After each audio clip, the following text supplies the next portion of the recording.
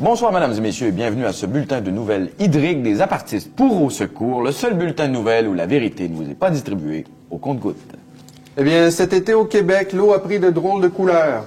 Nous avons eu droit à des marées d'algues bleu-vert, des marées de boue rouge, des marées d'algues rouges et des marées brunes. Face aux inquiétudes de la population, le ministère de l'Environnement a tenu à rassurer tout le monde en expliquant le fonctionnement du code de couleur. Bleu, tout est beau, on peut se baigner. Vert, c'est moins beau, mais on peut faire du pédalo. Rouge, danger. Brun, on est dans marde.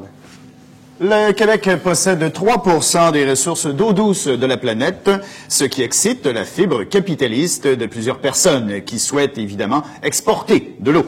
Parmi eux, un obscur promoteur aurait proposé qu'un pipeline sous-marin achemine de l'eau de la Côte-Nord vers la France. Les apartistes trouvent non seulement l'idée excellente, mais ils proposent qu'on envoie de l'eau en France les jours pairs et que les Français nous envoient du vin les jours impairs. En plus de contribuer au réchauffement climatique, l'exploitation des sables bitumineux en Alberta constitue une source majeure de pollution et de gaspillage de l'eau.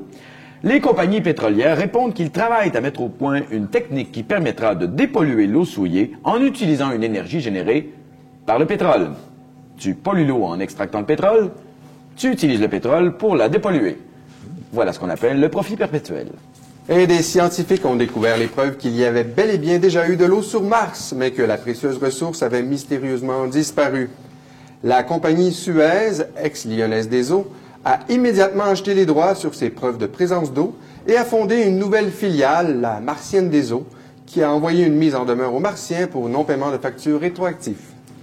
En terminant, aux prises avec une grave sécheresse et empêché par les règles de la Banque mondiale de déprivatiser ses ressources d'eau, le gouvernement du Sahara occidental n'a eu d'autre choix que de nationaliser la pisse. Voilà, c'est ce qui termine ce bulletin de nouvelles hydrique des apartistes et de l'Au Secours qui vous rappelle de fermer le robinet lorsque vous brossez les dents, de ne pas actionner la chasse d'eau inutilement et au lieu d'utiliser un boyau de rosage pour nettoyer votre Hummer, vendez-le.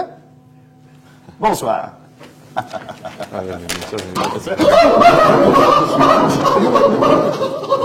C'est précieux, c'est précieux.